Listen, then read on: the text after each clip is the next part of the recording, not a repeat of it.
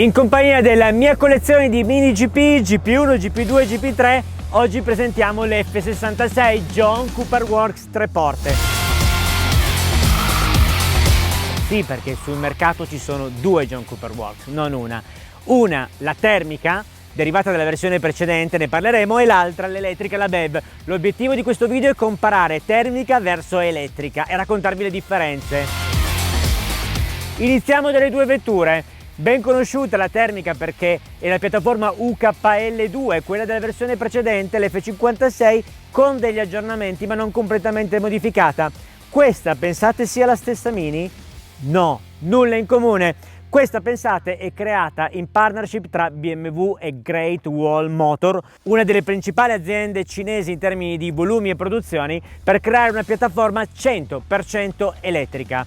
Due piattaforme diverse, vetture quasi analoghe nelle dimensioni, cambia però il passo, 2 cm in più di passo per la versione elettrica. Cambia poi tutto il resto, distribuzione dei pesi, baricentro basso sull'elettrica, vettura più larga la termica, 50-50 la distribuzione dei pesi perfetta per l'elettrica, 60 all'anteriore e 40 al posteriore per la termica, sospensioni MacPherson entrambe all'anteriore, multilink compatto al posteriore ma disegnate diversamente, soprattutto per l'elettrica, con un disegno che si adatti a una piattaforma 100% elettrica.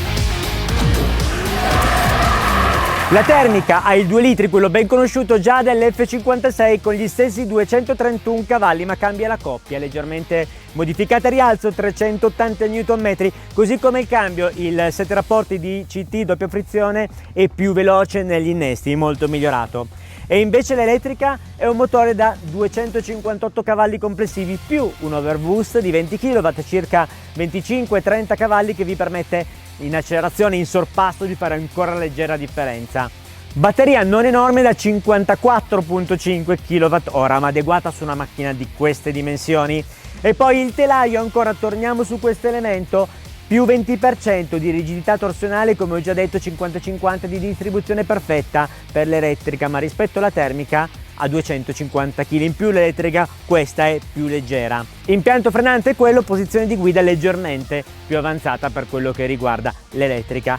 E adesso è il momento di dare il massimo in pista per vedere le differenze tra queste due vetture, con un se e un ma. I pneumatici Pirelli P7 cinturato per quanto riguarda la termica, non un pneumatico estremo. Per l'elettrica anch'esso un pneumatico più da comfort ma più sportivo nell'impostazione, probabilmente farà la differenza perché è l'Hankook Evo R Ion. E adesso proviamolo in pista. Bellissimo il volante con la razza centrale in corda e la funzione boost per dare appunto i 20 kW superiori.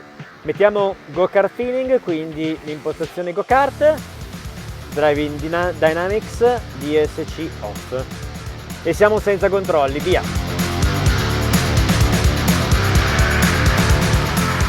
Hot lap con questa JCV BEV, quindi completamente elettrica, con i 258 cavalli più 20 kW di overboost, via! Inizia a trasferirvi le sensazioni, guardate che bello come muove dietro! Inserimento davvero importante in curva, uno dei punti di forza l'inserimento. Sarà il telaio con la distribuzione 50-50, 20% più rigido. Wow, come inserisce! Davvero divertente.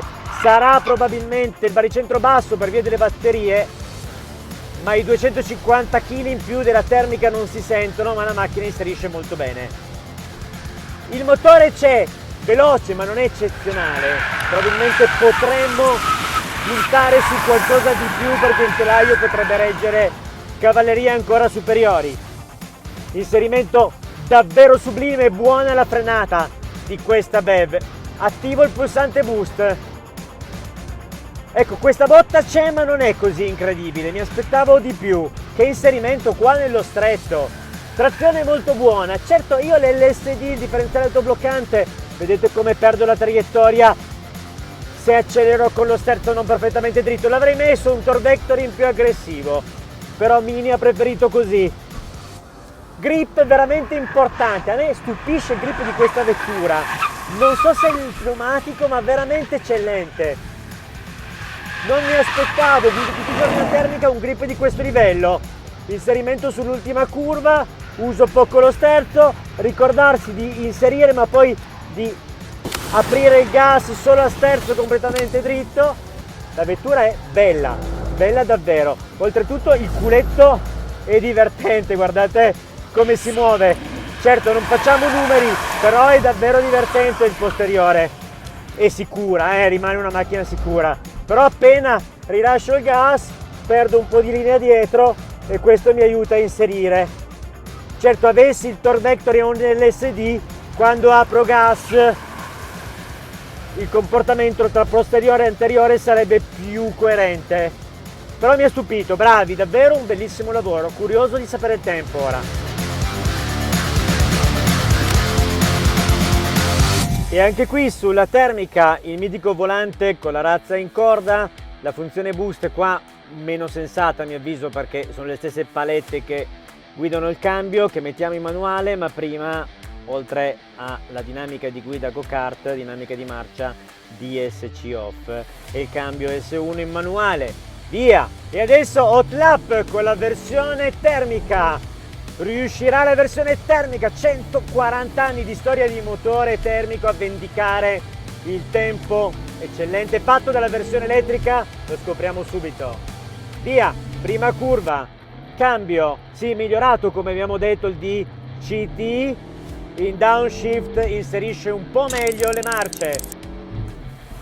E adesso qua iniziamo con il telaio, scivola un po' di più, oggettivamente ho meno grip, soprattutto da inserimento a centro curva.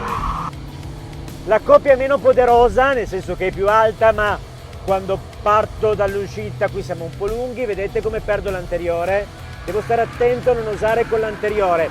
La vettura tende a cadere in curva, un po' il pneumatico, il Pirelli P7 secondo me non è adeguato, mi sono già lamentato con Mini per questo di ottimizzare con un pneumatico più aggressivo.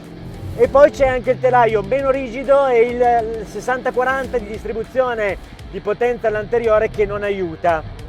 Comunque al di là dell'inserimento il motore gira che è una meraviglia, però poco grip complessivo. La macchina va forte, attenzione, non va piano, bellissimo anche il sound, ma c'è meno grip rispetto all'analoga versione elettrica. Frenata buona, ma anche qua sull'elettrica forse c'è anche il tema della rigenerazione, sembrava di più, nonostante il peso qui sia più leggero. Sentite il rumore anche degli pneumatici.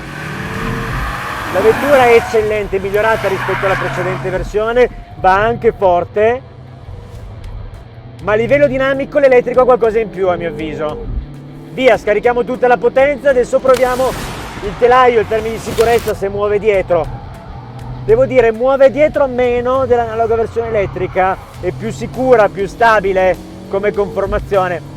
Sembra quasi più morbida anche la sospensione nella taratura. Sì, mollo il gas, tende a riallineare, ma non eccessivo, anche perché il sottosterzo compare in maniera più forte appena si forza. Beh, scopriamo il tempo a questo punto. Mi aspettavo un'elettrica più performante della termica su questa pista? Sinceramente sì, per via delle prestazioni del motore elettrico. Quello che non mi aspettavo è un miglior bilanciamento dell'elettrica in curva. Quanto sia dovuto al pneumatico e quanto al telaio non so dirvelo, ma sicuramente c'è una componente importantissima per il telaio. Quindi potrà piacervi sicuramente il termico, anche a me, per il sound ancora mitico, però oggettivamente certi modelli elettrici dal punto di vista della dinamica stanno gradualmente sovrapperformando in termini di prestazioni gli analoghi modelli termici, e questa ne è la prova più lampante. E questa in più allo scarico centrale singolo? No, ha un secondo scarico, pensate, oltre il centrale c'è anche uno scarico basso, laterale, sotto il secondo, perché mi viene da pensare sia legata alla normativa delle emissioni. Altro punto, le termiche non si stanno evolvendo per limiti normativi di sound, rumorosità ed emissioni di CO2, mentre le elettriche continuano ad evolversi. Preferisco l'elettrica? Assolutamente no, però vi pongo questo punto, attenzione, perché la tecnologia si sta evolvendo più in una direzione rispetto all'altra, e questo è un tema da considerare. Commentate qui sotto.